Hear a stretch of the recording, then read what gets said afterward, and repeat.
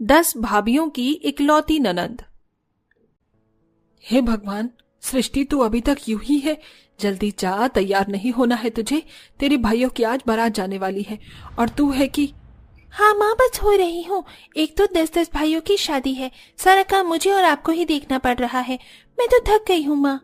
ये थकान बस आज की और है, फिर तो तेरे भाइयों की शादी हो जाएगी तो तेरी 10-10 भाभियां आकर सारा घर संभाल लेंगी। हाँ माँ, मैं तो एकदम से 10-10 भाभियों की ननंद बन जाऊंगी। पता नहीं वो मुझसे कैसा बर्ताव करेंगी। माँ, वैसे ननंद अपनी भाभियों से कैसे पेश आती है? तुझे इसकी चिंता करने की जरूरत नहीं है, बस जैसी तू है वैसी ही रहना। अच्छा, अब ये सब छोड़, जल्दी से तैयार हो जा। अरे नहीं, ये तो पार्लर वाली भी चली गई है, वरना उसी से बोलकर तुझे तैयार करवा देती। चल जल्दी से आ, मैं तुझे तैयार करती हूँ। सृष्टि की माँ सरला उसे हाथ पकड़कर ले गई और सृष्टि को लहंगा चोली पहनाकर उसके भाइयों की शादी के लिए तैयार किया। सृष्टि उस लहंगे चोली में बहुत सुंदर लग रही थी। तैयार होकर नन्ही सृष्टि अपनी माँ के साथ अपने भाइयों की बारात लेकर चली गई और अपनी 10-10 भाभियों को घर ले आई। घर आकर सृष्टि ने ही उनका गृह प्रवेश करवाया। माँ, अपनी भाभियों का मैं गृह प्रवेश करवाऊंगी, प्लीज माँ, प्लीज। अच्छा ठीक है, जैसे जैसे मैं बोलूं वैसे वैसे ही करना। सृष्टि ने अपने छोटे छोटे हाथों से आरती की थाली पकड़ी और अपनी भाभियों का गृह प्रवेश करवाया। सृष्टि को देखकर उसकी 10 की 10 भाभियां बहुत ज्यादा खुश हो रही थी। घर के अंदर आने के बाद सृष्टि ने अपनी सभी भाभियों से बैठकर बातें की। सृष्टि, तुम हमारी इकलौती ननंद हो? हाँ, मैं आपकी इकलौती ननंद हूँ और आपको मेरी सभी बातें माननी होंगी।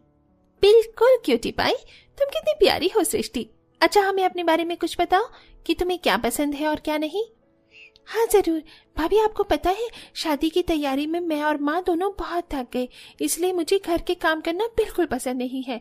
हाँ, लेकिन मुझे खाना बहुत पसंद है। आपको क्या क्या पसंद है? सृष्टि की बातों पर 10 की 10 भाभियां मुस्कुरा रही थी। उन्हें उस पर बहुत प्यार आ रहा था। ऐसे ही एक दिन बीत गया और आज 10 की 10 बहुओं की पहली रसोई थी। सृष्टि ने ही अपनी भाभियों को पकवान बनाने को बोला, जिसको एक भी भाभी ने मना नहीं किया, बल्कि बड़े ही मन से अपनी ननंद के लिए सभी ने खाना बनाया और सृष्टि को अपने हाथों से खिलाया। ऐसे ही देखते समय बीतने लगा और साल गुजर गए। अब सृष्टि 20 साल की हो चुकी थी। साथ ही वो अपनी भाभियों की आज भी चहेती ननंद ही थी। 10 भाभियां उसका बिल्कुल अपनी बेटी की तरह ख्याल रखती थी। भाभी, मेरा कॉलेज का बैग कहाँ है? ये लो सृष्टि, मैंने इसमें आज के टाइम टेबल की सारी किताबें भी रख दिया है। शुक्रिया नीमा भाभी। सृष्टि, जल्दी से नाश्ता करो, देखो मैंने तुम्हारी पसंद के पैनकेक्स बना दिए हैं। अरे वाह, पैनकेक्स। सृष्टि नाश्ता करने को बैठी तो पीछे से उसकी सबसे बड़ी भाभी सोनाक्षी आई और उसके बाल काटने लगी। मैंने मना किया था ना कि गीले बालों से मत सोना, इस तरह बाल खराब हो जाते हैं।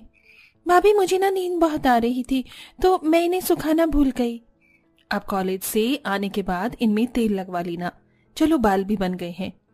चलो भाभी, बहुत हो गया खाना पीना, अब मैं चलती हूँ। सृष्टि के सभी काम हो चुके थे। अंत में उसकी भाभी रसोई से निकल कर आई। अरे सृष्टि, ये लो टिफिन, मैंने तुम्हारे मनपसंद पास्ता बनाया है। अरे वाह, पास्ता, शुक्रिया भाभी। भाभी, कल तो आप मेरे लिए लंच में स्प्रिंग रोल्स बनाना। ठीक है। 10 की 10 भाभियों ने सृष्टि को उसके कॉलेज के लिए रेडी किया था।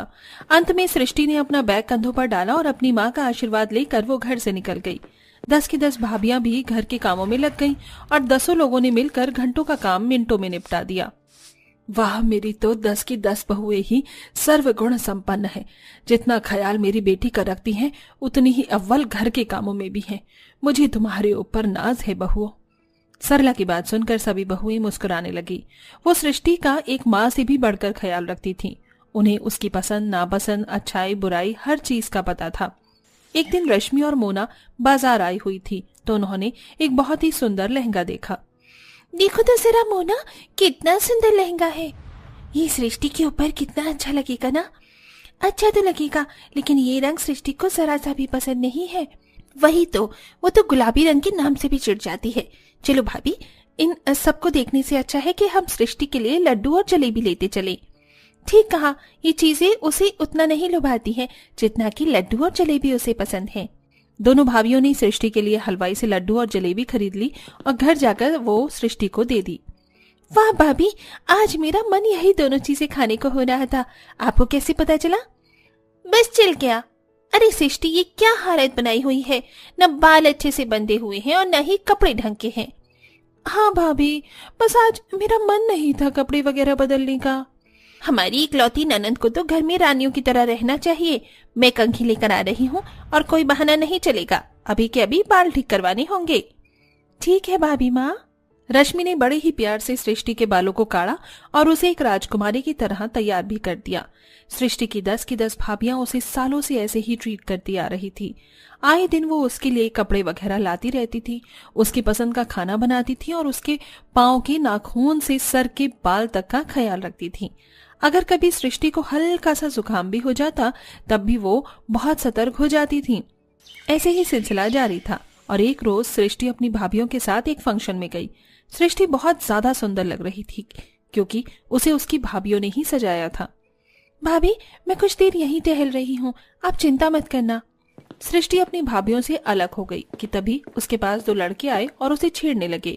अरे कहाँ जा रही हो हूर की परी? कौन हो तुम लोग? क्या चाहते हो? हमारे साथ आओ, पता चल जाएगा। वो दोनों लड़के सृष्टि को परेशान ही कर रहे थे कि तभी बाहर उसकी नीमा भाभी आ गई और उसने उन लड़कों को सृष्टि को छेड़ते हुए देख लिया। ये देखते ही नीमा का पारा चढ़ गया और वो अपनी जूती को उतार कर उन लड़कों के पास पहुंची। तुम्हारी हिम्मत भी कैसे हुई मेरी ननद के पास आने की? अरे अरे अरे, हम तो बस यहाँ। क्या कहा? रुको, अभी बताती हूँ। भाभी, इन्होंने मुझे छेड़ा। हाँ सृष्टि, इनकी तो अभी मैं क्लास लूंगी। नीमा उनके ऊपर भड़कने लगी।